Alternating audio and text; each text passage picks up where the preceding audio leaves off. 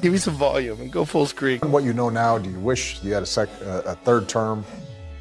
You know what, if I could make an arrangement where I had a stand-in, a front man or front woman, and they had an earpiece in, and I was just in my basement in my sweats looking through the stuff, and then I could sort of deliver the lines, but somebody else was doing all the talking and ceremony, I'd be fine with that. We know he wasn't really running the country. Yeah.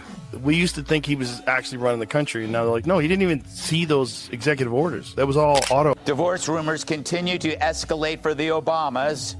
Hopefully they can settle it like men. Terrible that you would applaud that. Barack Obama didn't retire, he rebranded. He went from the Situation Room to the Writer's Room, trading presidential briefings for Netflix pitches and keynote speeches for podcast soundbites. Now he drops memoirs like mixtapes and delivers life advice from a beachfront mansion guarded tighter than a nuclear silo. Rogan and Gutfeld aren't clapping, they're dissecting. To them, this isn't legacy. It's a glossy PR campaign, charisma over consequence. Style over spine. This roast isn't about personal shots, it's about peeling back the curated illusion. Can I get a glass of water? I'm serious. I'm thirsty. Can I get a glass of water? This is not a prank. You never seen it? No. Oh my God, it's amazing. Oh, it's amazing. No. He gets a glass of Flint tap water, and I swear to God, he drinks it like this, like this. Problem is solved? Bullshitting the world. Watch this. Can I get some water? I really did need a glass of water. This is not a stunt. Usually when something isn't a stunt, you have to say that. It's 100% a stunt. When was the last time a president stopped a speech to ask, can I get a glass of water? What? They would never do that. They would have water ready for him. No, you bring a fucking water on stage. Is Obama gay, needing attention over an old letter? What? I should read that again. Anyway, no, we'll just keep going. The New York Post obtained a redacted portion of a handwritten letter the former president sent to his then college girlfriend, Alex McNear. Alex, eh? Back in 1982. He talked about his, quote, androgynous mind and wrote, and I'm quoting Obama here, I make love to men daily, but in the imagination. Obama walked into history with a pen, a teleprompter, and the kind of confidence only a man with zero self-doubt and 1,000 catchphrases could carry. For 8 years he spoke like a prophet, inspired like a poet, and delivered like a part-time substitute. His presidency felt deep until you actually looked at the results. Hope was the slogan, performance was the product. The outcomes mostly vibes and applause breaks. He turned the Oval Office into a soundstage for political spoken word, beautifully worded, impressively empty. Michelle Obama surprised fans on our new podcast by saying her pet peeve about her husband is that he's chronically late. For example, we're still waiting on him to admit he's from Kenya. And as for Barack's pet peeve about Michelle, he's mad that she keeps leaving the toilet seat up. When she cleans it. When she cleans it. Joe Rogan circles Obama's legacy like a predator circling propaganda. You know, Joe, if you've ever choked out a conspiracy theorist in a cryo tank while debating neuroscience, you've had brunch with the guy. When he looks at Obama, he doesn't see a statesman, he sees a performance artist who nailed the audition but forgot the script. Let me be clear, was never about clarity, it was code for prepare for some beautifully structured confusion. It was politics as interpretive dance. Every gesture meant something. None of it mattered. You know, he was roasting Trump in the audience, and you could see Trump in his head going, oh, okay, I'm going to run now. Like, that might have been the thing that got him to run. No one is happier, no one is prouder to put this birth certificate matter to rest than the Donald. And that's because he can finally get back to focusing on the issues that matter. Did we fake the moon landing? What really happened in Roswell? And where are Biggie and Tupac? That one moment where Obama was talking to him might be the reason why Trump was like, I'll show. Then comes Gutfeld, part comedian, part crowbar. The guy swings into the conversation like he's crashing a TED talk with a sledgehammer. Obama, to him, was the first president to win a Nobel Peace Prize for showing up, then went on a drone spree that made defense contractors weep with joy. It was like watching a pacifist enter the octagon with brass knuckles and a choir of journalists singing back up. The contradiction wasn't hidden, it was the show. President number 44 wants to help the left censor more.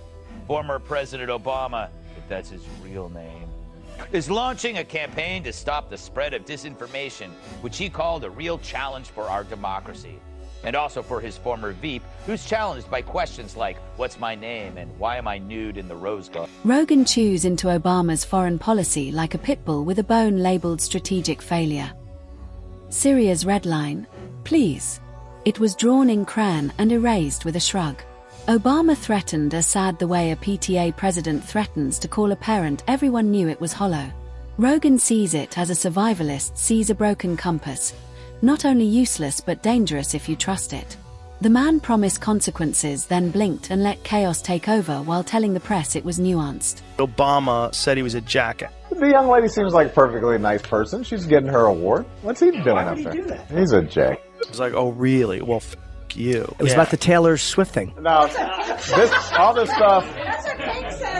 That guy's a jackie. But it wasn't even that harsh of an incident. And he said it privately, and I think somebody heard it. I don't think he said it to be public. I'm assuming all this stuff. Where's the pool? Come on, guys.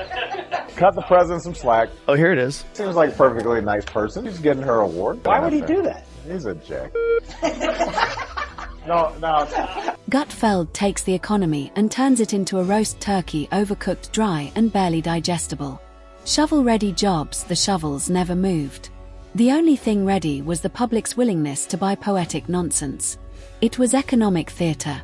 Wall Street got bailouts and VIP access. Main Street got slogans and foreclosure notices. Obamacare, a choose-your-own-nightmare adventure built on magical promises and a website launch that made Y2K look graceful. And through it all, Obama smiled like a wedding DJ while the power grid caught fire behind him. Let's admit it, America. We miss Barack Obama. Juan does. There he is. In a recent speech, he said he had no real scandals in his White House, a jab at Trump. We didn't have a scandal that embarrassed us. I know that seems like a low bar. Generally speaking, you didn't hear about a lot of drama inside our White House. No drama. So to quote the TSA officer whose dog just sniffed my carry-on, let's unpack this. So why didn't you hear much about O's White House? Well, who was brave enough to look? There was never a cozier relationship between a president and the media, ever. If the White House were a bed, the press was the mud. Joe dives headfirst into the cultural fractures. Under Obama, identity politics didn't just emerge, they exploded. What was supposed to be unity turned into hashtags, categories, and ideological landmines. Rogan, the king of uncomfortable truths, calls out how the man who promised post-racial healing ended up fueling division with eloquence and ambiguity. Gutfeld mocks the mystique, this idea that Obama's words were too brilliant to understand. In reality, they were just vague enough to mean everything and nothing. And let's not forget the surveillance state. The guy who ran on transparency turned the NSA into an Orwellian fantasy camp. Grandma's phone calls weren't off limits. Obama during this Kamala Harris administration, it changed my opinion of that guy. Really? Did you have a high opinion of him before? Yeah, I did. Yeah, I did, just as an intelligent person. Right. But watching him just straight up lie about Trump, the thing that got me was that very fine people thing, the white supremacist thing. They just kept trying to say that he was a racist. Who said that there were very fine people on both sides of a white supremacist rally? Which is this thing that I think worked in like 2017. Yeah. You know, I think it worked back then. I don't think it works anymore. I don't think people... Gutfeld swings at the Iran deal like it's a pinata full of bad ideas. Billions handed to a regime yelling death to America. And Obama walked away like he just won a humanitarian award. Immigration. Another paradox. He gave tear-jerking speeches about hope, then quietly deported more people than any president before him. Rogan pictures Obama at the Statue of Liberty giving a moving speech while casually pulling the trapdoor under thousands of dreamers. It was leadership by illusion, policy wrapped in performance art. They're doing. Or you go after other Democrats.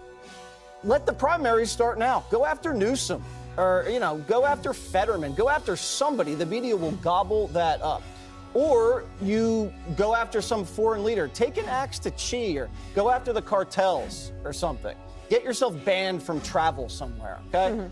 And then go after some CEO. Go after some big fat cat CEO that's just like hurting his workers and just running up prices. Go after that guy. And then you go on Rogan and you laugh at yourself.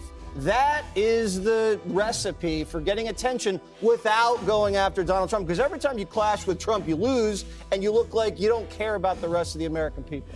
And we've talked a lot about how the Democrats are trying to find the answer to Trump. They're trying to find the analog to him. But part of Obama's comments, too, he said, stop looking for the quick fix.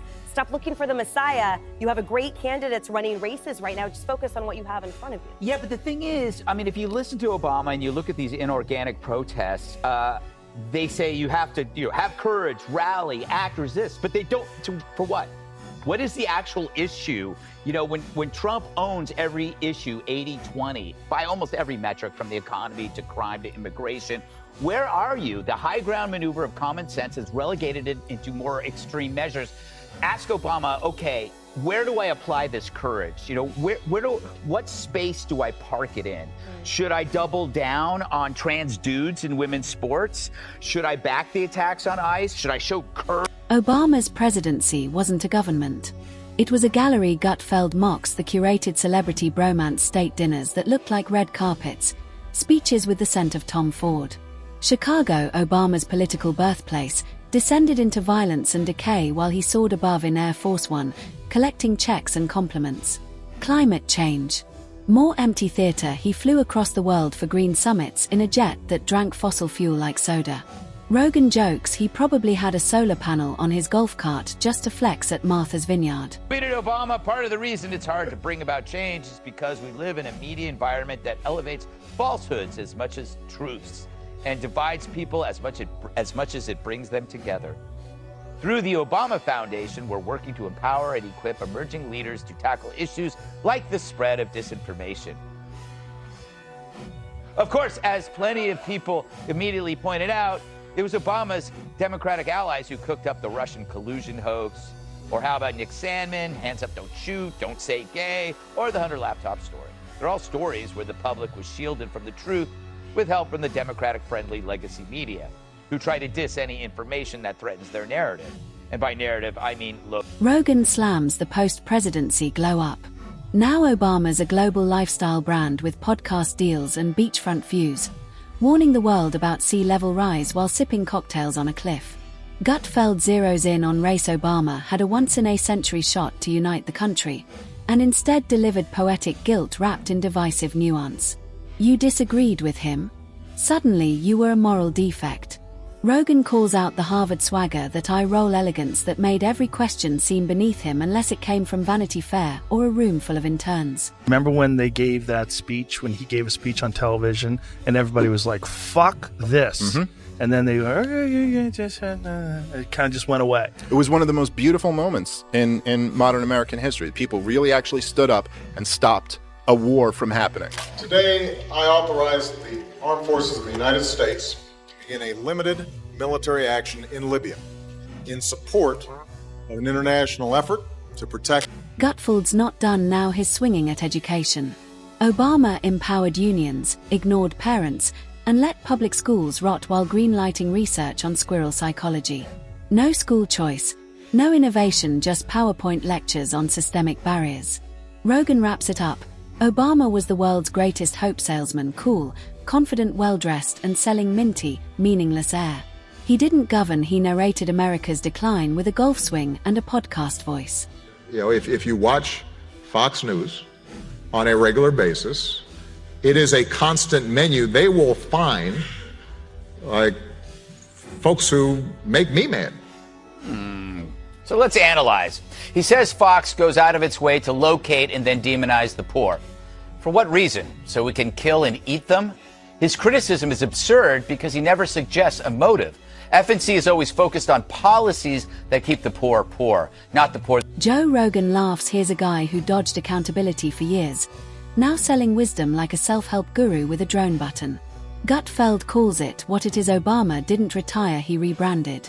Documentaries about struggle from the comfort of a gated compound. Symbolism turned into a product line. Speeches over solutions. Style over service.